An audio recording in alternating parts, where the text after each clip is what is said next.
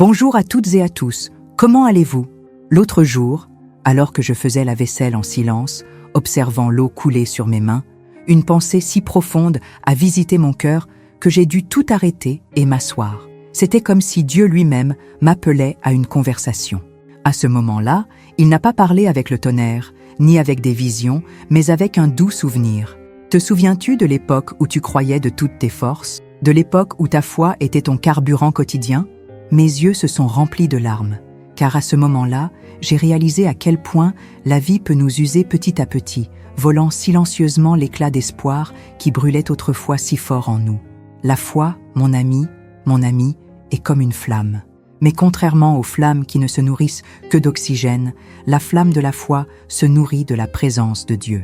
Et lorsque la présence de Dieu est laissée de côté, que ce soit à cause de la fatigue, des douleurs ou même des frustrations de la vie, cette flamme commence à vaciller. Elle ne s'éteint pas d'un coup, mais elle s'affaiblit, presque imperceptiblement. Et c'est dans ce presque que l'ennemi travaille. Il ne vient pas avec des chaînes d'un coup, il vient avec la fatigue, avec le silence, avec les doutes, avec cette sensation de « ça ne sert plus à rien d'essayer ». Aujourd'hui, je dois te rappeler quelque chose que le ciel a tenu à me rappeler. Ta foi peut te sauver. Ta foi peut te relever. Ta foi est encore vue par Dieu. Je suis Aurora Ricci, écrivaine et ministre de la parole. Je me consacre de tout mon cœur à transmettre le message transformateur de Dieu en apportant des contenus chrétiens qui connectent les vies au cœur de Jésus. Et c'est pourquoi aujourd'hui, avec beaucoup de foi et de crainte, je viens partager cette réflexion qui pourrait être exactement la réponse que tu attendais. Hier, alors que je priais seule dans ma chambre, je me suis souvenu d'une jeune femme que j'ai rencontrée il y a quelques années. Elle était jeune, pleine de vie, mais son regard portait quelque chose que les mots ne peuvent expliquer. Un regard de quelqu'un qui a déjà tout essayé, mais qui n'attend plus rien. À l'époque, elle m'a contactée en disant « Aurora, on a déjà prié pour moi, on m'a déjà oint, on a déjà jeûné avec moi. Et malgré tout, je continue à entendre des voix, je continue à faire des cauchemars, je reste prisonnière de cette obscurité que personne ne semble voir. » À cet instant, le Saint-Esprit m'a donné du discernement. Ce n'était pas un manque de prière. Ce n'était pas un manque de jeûne. C'était une absence de foi active. Cette jeune femme avait tellement entendu parler de Dieu, mais elle n'arrivait plus à croire que la parole était aussi pour elle. Elle connaissait les versets, mais elle ne ressentait plus rien quand elle les lisait. Elle était tellement habituée au poids spirituel qu'elle pensait que c'était sa normalité. Et tu sais ce qui est le plus effrayant? Cela peut arriver à beaucoup d'entre nous. La foi n'est pas quelque chose que l'on ressent seulement. La foi est quelque chose que l'on décide de vivre, même sans voir, même sans entendre, même sans ressentir. Et quand Jésus disait « ta foi t'a sauvé », il ne disait pas cela parce que la personne était parfaite. Il disait cela parce que, même blessée, même malade, même fatiguée, cette personne arrivait encore à croire que quelque chose pouvait changer. Et cela, mon frère, ma sœur, c'est tout ce dont Dieu a besoin. Une brèche de foi pour entrer avec un miracle. Peut-être que tu es comme cette jeune femme. On a déjà prié pour toi. On t'a déjà donné de belles paroles. Tu as déjà pleuré dans des cultes. Tu es déjà allé à l'avant lors des appels. Tu as déjà promis que tu serais différent. Mais rien n'a changé. Et alors, dans le silence de ta maison, quand personne ne te voit, tu te sens vaincu, sans foi, sans force, sans raison de continuer. Mais aujourd'hui, à travers cette vidéo, le Saint-Esprit veut rallumer cette flamme. Il est en train de dire « Tu as encore la foi, et c'est avec cette foi que je vais agir. » Avant de continuer, je veux que tu respires profondément et que tu dises là où tu es « Seigneur, ravive ma foi. » Parce qu'aujourd'hui, ensemble, nous allons apprendre à lutter pour elle, à la blinder, à ne plus accepter de vivre avec un cœur fatigué comme si c'était normal. Parce que ce n'est pas normal de vivre sans foi. Et ta foi, oui, ta foi, sera restaurée au nom de Jésus. Je me souviens que, dans cette conversation avec cette jeune femme, quelque chose m'a profondément marqué. Elle me regardait comme si elle disait « Tu peux prier, mais je sais déjà comment ça se termine. » C'était comme si sa foi avait été enterrée vivante, et ce qui restait n'était qu'un corps fonctionnant en mode automatique, fréquentant des cultes par habitude, priant par obligation, lisant la Bible comme on lit un contrat qui n'a plus de validité. Et je me demande, combien de personnes aujourd'hui vivent exactement comme ça? Et le Saint-Esprit m'a fait comprendre quelque chose de puissant ce jour-là, que je t'apporte ici aujourd'hui. La foi a besoin d'espace pour respirer. Tout comme une fleur a besoin de soleil et d'eau, la foi a besoin d'être nourrie de présence, de don de soi, d'intimité. Il ne s'agit pas d'émotion, il s'agit de décision. Il ne s'agit pas de résultats immédiats, il s'agit de persévérer. Parce que celui qui persévère fleurit. Même si tout est sec autour, celui qui reste enraciné en Dieu, un jour fleurit. Il y a des jours où notre prière ne sort pas comme un cri de victoire, mais comme un murmure de secours.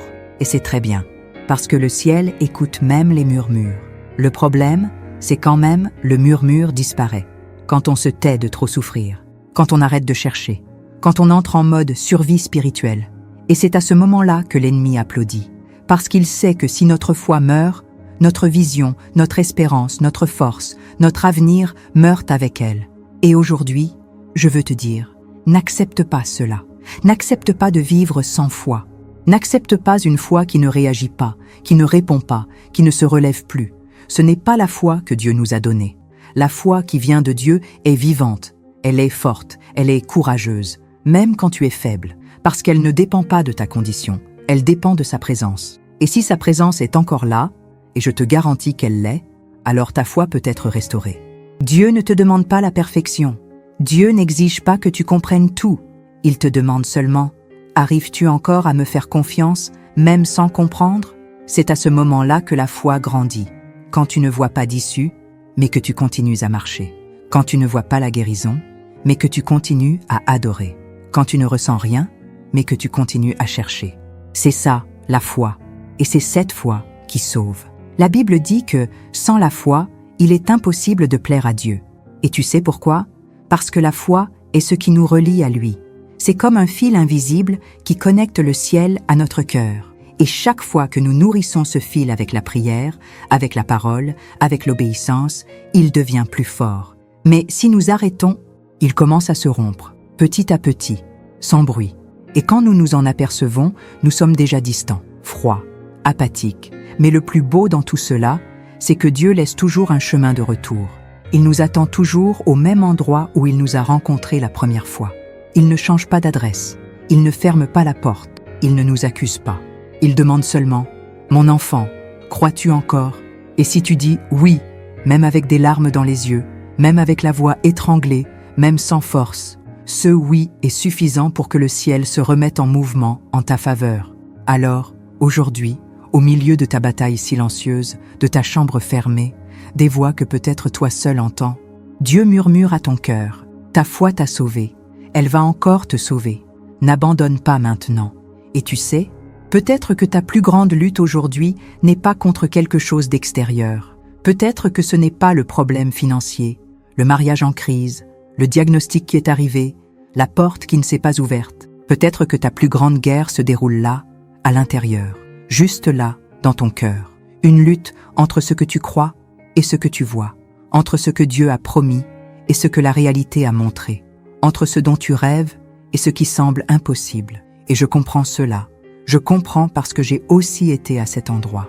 Je me suis déjà agenouillée devant des promesses qui semblaient n'être que de belles paroles. J'ai déjà pleuré des prières que personne n'a entendues.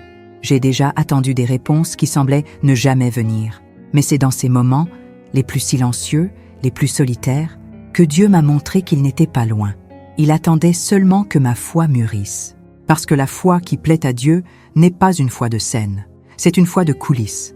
C'est celle qui résiste dans l'obscurité, qui continue même sans applaudissements, qui se maintient même sans récompense visible. C'est cette foi qui touche le cœur du Père. Et peut-être que ce qu'il permet maintenant dans ta vie, ce n'est pas pour te punir ou te châtier, mais pour faire mûrir ta foi, pour la rendre solide, inébranlable et vivante. Et écoute, je sais que ce processus fait mal. La croissance fait mal. La rupture fait mal. L'attente fait mal. Mais la douleur est aussi un type de langage spirituel. Parfois, c'est à travers elle que Dieu crie à notre âme « Je suis là, je suis encore ton Père, n'abandonne pas, parce que même quand tu t'éloignes, il reste là. Même quand tu penses que ta foi est morte, il souffle la vie à nouveau. Et quand il souffle, tout revit, tout fleurit, tout recommence. Cette parole aujourd'hui est un appel à revenir à la foi, pas seulement aux promesses de Dieu, mais au caractère de Dieu. Parce qu'il ne ment pas, il ne faiblit pas, il ne revient pas en arrière, et s'il a dit qu'il allait faire, il va faire. même si cela prend du temps, même si tout dit le contraire, même si tes yeux ne voient pas. C'est pour cela que c'est la foi. Et la vraie foi, écoute ça, elle grandit dans l'invisible. Je veux que tu imagines maintenant ta vie comme une terre sèche, un champ tout craquelé, sans pluie depuis des mois. Mais sous cette terre, il y a une graine que tu as plantée en prière. Et cette graine n'est pas morte, elle attend seulement la bonne saison pour percer la terre. Ta foi est cette graine, et la parole de Dieu est la pluie. Et aujourd'hui, cette pluie tombe sur toi. Elle mouille le sol de ton âme. Elle brise la dureté de l'attente. Elle est en train de dire « Je vais faire refleurir à nouveau ». Mais pour cela, tu dois décider de ne pas abandonner. Tu dois lutter contre l'apathie, contre la fatigue, contre l'incrédulité. Tu dois dire à ton âme « Hé, souviens-toi de qui est ton Dieu. Souviens-toi de ce qu'il a déjà fait. Souviens-toi des fois où tu as pensé que tu n'allais pas y arriver, mais tu as réussi. Souviens-toi des portes que lui seul a ouvertes, des délivrances que lui seul a vues, des larmes que lui seul a essuyées. Tout cela aussi, c'est la foi, se souvenir et ne pas oublier. Parce que le diable travaille avec l'oubli. Il veut que tu oublies ce que Dieu a déjà dit. Il veut que tu te concentres seulement sur le présent. Il veut que tu penses que tout est inutile. Mais aujourd'hui, avec toute l'autorité qu'il y a dans le nom de Jésus, je déclare que ta mémoire spirituelle va être restaurée, que tu vas te souvenir, que tu vas te relever, que tu vas avoir la foi à nouveau, pas une foi superficielle, mais une foi forte, ferme, incassable, une foi qui ne se plie pas devant la peur, qui ne se vend pas devant les offres du monde, qui ne se tait pas devant le silence de Dieu, une foi qui demeure, qui persiste, qui insiste, qui résiste. C'est ce type de foi que le ciel recherche. Et c'est ce type de foi que Dieu veut activer en toi aujourd'hui. Pas une foi de culte seulement, mais une foi de tous les jours. Une foi qui te réveille le matin et te fait dire « Même si aujourd'hui rien ne change, je continue à croire. » Parce que Dieu continue à être Dieu. Tu n'as pas été appelé à vivre par la vue, tu as été appelé à vivre par la foi. C'est dans la parole. Et c'est pour cela que tant de choses aujourd'hui semblent n'avoir aucun sens. Parce que Dieu ne veut pas que tu comprennes tout. Il veut que tu fasses confiance. Et faire confiance est différent de comprendre. Faire confiance, c'est dire « Amen », même quand il n'y a pas d'explication. C'est relever la tête, même quand le cœur est en morceaux. C'est continuer à marcher, même sans voir la prochaine étape. Et je sens dans mon esprit qu'il y a quelqu'un qui écoute cette parole maintenant, qui est sur le point d'abandonner, qui a déjà pensé à arrêter, qui s'est déjà habitué à la douleur, qui ne croit plus que Dieu va agir. Je dois te dire, tu n'es pas seul. Dieu est encore à cet endroit et il se met encore en mouvement à cause de ta foi. Même si elle est petite, même si elle est ébranlée, même si elle est fatiguée. Si tu as la foi de la taille d'une graine de moutarde, Jésus a dit que c'est déjà suffisant pour déplacer des montagnes. C'est déjà suffisant pour recommencer. Ne permets pas à la douleur de voler ton autel. Ne permets pas à l'attente de voler ton adoration. Parce que chaque fois que tu continues à chercher, même sans rien ressentir, le ciel se met en mouvement. Chaque fois que tu plies les genoux, même sans mots, le trône de Dieu s'incline. Chaque fois que tu refuses d'abandonner, même quand tout dit que c'est la fin, tu dis à l'enfer, ma foi est encore vivante, et tant qu'elle sera vivante, je resterai debout. Ta foi est un bouclier. C'est ce que dit la parole. Et un bouclier ne sert pas à décorer. Un bouclier sert à la guerre. Alors, si la lutte est intense, c'est parce que ta foi est mise à l'épreuve. Mais écoute attentivement. L'épreuve n'est pas une punition. L'épreuve est une préparation. Dieu te prépare à quelque chose de plus grand, à vivre quelque chose qui ne peut être accédé que par ceux qui restent fidèles. Qui ne nie pas son nom, même quand ils sont blessés. Tu n'as pas besoin de faire semblant que tout va bien. Dieu n'est pas impressionné par l'apparence. Il se met en mouvement par l'authenticité. Si tu as mal, dis-le lui. Si c'est difficile, parle-lui. Si tu sens que tu n'as plus la foi, demande. Demande à nouveau. Insiste, parce que la foi est aussi donnée par Dieu. C'est un don. Et il prend plaisir à donner à ceux qui demandent avec sincérité.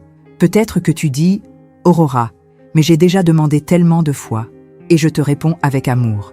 Demande encore une fois. Parce qu'il se peut que cette prochaine prière soit la percée. Il se peut que ce nouveau cri soit le point de basculement. Il se peut qu'aujourd'hui, maintenant, pendant que tu écoutes ce message, le ciel s'incline vers toi et dise « L'heure est venue, j'ai entendu, j'ai vu, je vais agir. » N'abandonne pas, ne recule pas, ne te complais pas dans la douleur, parce que le Dieu qui t'a appelé n'a pas renoncé à toi. Il a encore des plans, il a encore des promesses, il a encore des chemins. Et surtout, il a encore la foi à te donner. Une foi suffisante pour recommencer, pour se relever, pour fleurir dans le désert, pour chanter dans la vallée, pour construire même sans voir, pour croire même sans toucher. As-tu déjà remarqué que de nombreux miracles dans la Bible se sont produits au dernier moment, quand tout semblait perdu, quand plus personne ne croyait, quand même les disciples qui ont marché avec Jésus avaient déjà jeté l'éponge? C'est exactement là que le ciel s'est manifesté, parce que Dieu aime surprendre.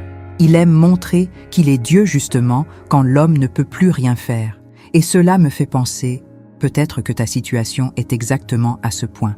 Le point où tu dis, si Dieu ne le fait pas, personne d'autre ne peut le faire. Et tu sais, c'est l'un des endroits préférés du Seigneur pour agir, parce qu'à ce point, il n'y a plus d'orgueil, il n'y a plus de superbe, il n'y a plus de plans humains, il n'y a que la dépendance totale. Et Dieu se met en mouvement là où il y a le don de soi. Voici le texte traduit en français, avec quelques ajustements pour le rendre plus naturel. Le Saint-Esprit me révèle quelque chose maintenant. Il y a des gens qui écoutent ces mots et qui vivent une foi de survie. Ils vont à l'église, lisent la Bible, prient, mais tout est automatique, parce que leur cœur est trop blessé. Leur âme ne répond plus, et c'est plus courant que vous ne l'imaginez. Mais ce n'est pas censé être votre fin. Dieu veut inverser cette situation. Il veut raviver. Il veut ressusciter. Il veut ramener la vie à ce qui semblait mort. Comme il l'a dit à Ézéchiel, « Fils d'homme, ces os peuvent-ils revivre ?» Dieu vous pose cette question aujourd'hui. Et savez-vous ce qu'Ézéchiel a répondu? « Seigneur, tu le sais. » Il n'a pas dit « non ». Il n'a pas dit « oui ». Il s'est rendu. Parce qu'au fond, il a compris. Cela ne dépend pas de moi, cela dépend de toi, Seigneur. Et c'est ça, la foi. La foi, c'est dire « je ne sais plus quoi faire, mais je sais qui peut le faire ». Vous n'avez pas besoin d'avoir toutes les réponses. Vous avez juste besoin de faire confiance à celui qui les a. Et Dieu les a. Il connaît les chemins. Il voit ce que vous ne voyez pas. Et il est aux commandes, même quand tout semble hors de contrôle. Votre foi n'a pas besoin d'être parfaite. Elle a juste besoin d'être offerte. Dieu perfectionne ce que vous lui donnez. Il n'exige pas de force, il exige de la sincérité. Il n'exige pas de certitude, il exige de la confiance. Aujourd'hui, je veux vous encourager à faire une prière sincère, une de celles qui viennent des profondeurs de l'âme. Pas besoin de beaux mots, dites simplement ce qui est là, à l'intérieur. Ouvrez votre cœur, exposez votre douleur. Dites-lui où votre foi s'est perdue, où votre cœur s'est brisé, où votre âme s'est lassée. Parce que Dieu est le seul qui peut prendre ces morceaux brisés et en faire quelque chose de nouveau. Il est spécialiste dans la reconstruction de ce qui a été mis en pièces. Et si aujourd'hui, vous ne pouvez que pleurer, pleurez. Pleurer, c'est aussi une prière. Les larmes aussi parlent. Et il y a un verset qui dit que Dieu recueille chacune d'elles dans une outre. Cela signifie qu'aucune de vos larmes n'est ignorée. Aucune de vos douleurs ne passe inaperçue. Dieu voit. Dieu ressent, Dieu agit. En son temps, à sa manière, avec le soin que lui seul peut avoir. La foi n'est pas l'absence de douleur. La foi, c'est croire malgré la douleur. C'est continuer, même sans voir. C'est faire confiance, même sans comprendre. Et cette foi, même fragile, même blessée, est puissante aux yeux de Dieu, parce qu'elle est vraie. Et le ciel se met en mouvement pour la vérité, pour la soumission, pour l'abandon. Votre foi, même petite, peut toucher le cœur de Dieu. Elle peut tout changer. Vous savez, quand Jésus guérissait, libérait, restaurait, il prenait toujours soin de souligner « Ta foi t'a sauvé ». Ce n'était pas la foi du pasteur, ce n'était pas la foi de la mère, ce n'était pas la foi de l'ami, c'était la foi de la personne elle-même. Cela nous enseigne quelque chose de profond. Il y a des choses que personne ne pourra vivre à votre place. Il y a des miracles qui ne se produiront que lorsque vous déciderez de croire. Lorsque vous vous lèverez, même faible, et direz « Seigneur, je crois encore ». Cela me touche d'une manière si intime, parce que pendant longtemps, je me suis aussi appuyée sur la foi des autres. J'attendais que quelqu'un prie pour moi, que quelqu'un prophétise, que quelqu'un intercède. Et oui, c'est valable. C'est nécessaire dans les moments de faiblesse. Mais il arrive un moment où Dieu va vous appeler à vivre votre propre foi. Il va dire « Maintenant, c'est toi et moi, personne d'autre ». Et dans ce lieu, le miracle devient encore plus personnel. La transformation, encore plus profonde, c'est ce qui s'est passé avec la femme qui souffrait de perte de sang. Elle n'a pas attendu que Jésus vienne à elle. Elle est allée vers Jésus, même faible, même impure aux yeux de la société, même sans force. Elle a touché. Et Jésus s'est arrêté. Il a arrêté une foule à cause de la foi d'une seule femme. Vous comprenez cela? Le ciel arrêtant tout à cause d'un acte de foi, c'est ce qui se passe quand vous décidez de ne pas abandonner, quand vous touchez Jésus avec votre foi. Il sent, il répond, il agit. Aujourd'hui, je veux vous demander, avez-vous encore la force de toucher Jésus, même si c'est avec les doigts de votre âme, même si c'est en rampant à l'intérieur, même si c'est avec la dernière goutte de foi qui vous reste? Pouvez-vous le faire? Parce que si vous le touchez, il s'arrête, il regarde, il écoute, il guérit, et il déclare « Ta foi t'a sauvé ». Il ne s'agit pas de la taille de votre foi, il s'agit de sa direction. Vous pouvez avoir une foi minuscule, mais si elle est dirigée vers Jésus, elle est suffisante. Parce qu'il n'attend pas la perfection. Il attend juste un pas, un geste, un regard vers le ciel, une prière sincère, un mouvement. La foi, c'est ça, le mouvement. C'est ne pas rester immobile là où la douleur vous a laissé. C'est ne pas accepter comme définitif ce que Dieu peut encore transformer. Et je veux vous rappeler, la foi n'est pas un sentiment. Il y a des jours où vous ne sentirez pas la foi. Et c'est normal, parce que la foi est plus forte qu'un sentiment. Elle vient de Dieu, elle est soutenue par Dieu. Alors ne vous condamnez pas si aujourd'hui vous ne ressentez rien. Croyez simplement, restez simplement, continuez simplement. Parce que celui qui continue, gagne. Celui qui reste, fleurit. Celui qui fait confiance, voit. L'enfer craint les personnes qui continuent de croire même quand tout s'écroule. Parce que ce type de foi ébranle les cieux. Ce type de foi provoque des miracles. Ce type de foi réduit l'ennemi au silence. Et vous avez ce pouvoir en vous. Vous portez cette capacité. Peut-être est-elle enfouie sous des douleurs, des traumatismes, de la fatigue, mais elle est toujours là. Et aujourd'hui, je crois que Dieu vous appelle à creuser cet endroit, à enlever la terre dure du désespoir et à retrouver cette foi vivante qui vous a un jour fait rêver, vous a fait chanter, vous a fait vous lever. Vous n'avez pas été créé pour vivre une foi tiède, une foi mécanique, une foi sans fruit. Vous avez été créé pour vivre une foi qui porte du fruit, qui déplace des montagnes, qui traverse des déserts, qui reste au milieu de la tempête. Et c'est cette foi qui va vous sauver, qui va soutenir votre maison, votre esprit, vos émotions, votre appel. C'est cette foi qui va vous maintenir debout quand tout autour de vous s'effondrera. Et si aujourd'hui, après tout cela, vous me demandez encore « Aurora, que dois-je faire maintenant ?» Je vous réponds avec toute la vérité de mon cœur. Restez, c'est tout. Restez. Ne vous précipitez pas. N'essayez pas de tout résoudre d'un coup. Ne mettez pas Dieu dans une boîte avec une date et une heure. Restez simplement en croyant. Continuez à vous lever, même sans force. Continuez à prier, même sans mots. Continuez à croire, même sans signe. Parce que la vraie foi n'a pas besoin de voir pour croire. Elle croit et ensuite elle voit. Elle plante et elle attend. Et au bon moment, à la bonne saison, elle fleurit. Non pas parce que la situation a changé immédiatement, mais parce que vous avez été changé. Et quand on change à l'intérieur, tout autour de nous commence à s'aligner. Je sais qu'il y a des jours où tout semble arrêté, que le silence de Dieu sonne comme un abandon. Mais écoutez ce que je vais vous dire maintenant. Le silence de Dieu n'est jamais une absence. Son silence est un soin. C'est une préparation. C'est un alignement. C'est le moment où il travaille dans l'invisible, tout en façonnant votre intérieur. Ne craignez pas le silence. Ne craignez pas le temps. Ne craignez pas l'attente. Tout cela fait partie de la construction de la foi qui sauve. Vous avez été appelé à croire. Et celui qui croit, voit. Cela peut prendre du temps. Cela peut sembler improbable. Cela peut sembler trop tard. Mais Dieu ne manque jamais à sa parole. Et il continue de dire à votre sujet, comme il l'a dit à cette femme, à cet aveugle, à ce lépreux, « Ta foi t'a sauvé ». C'est cette phrase que le ciel se prépare à déclarer sur votre vie. Vous avez juste besoin de continuer.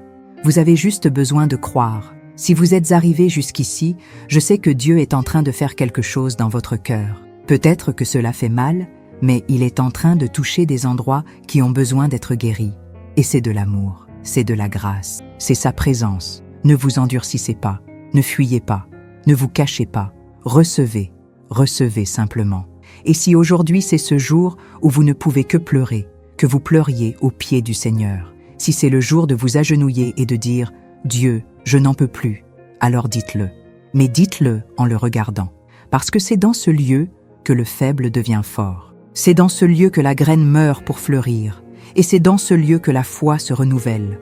Aujourd'hui, je prie pour que cette parole trouve refuge dans votre cœur, qu'elle ne passe pas comme une simple vidéo, mais qu'elle soit un tournant, que quelque chose change en vous à partir de maintenant, que votre foi soit fortifiée, que votre espérance soit restaurée, que votre esprit reçoive un nouveau souffle. Vous n'êtes pas seul, Dieu est avec vous.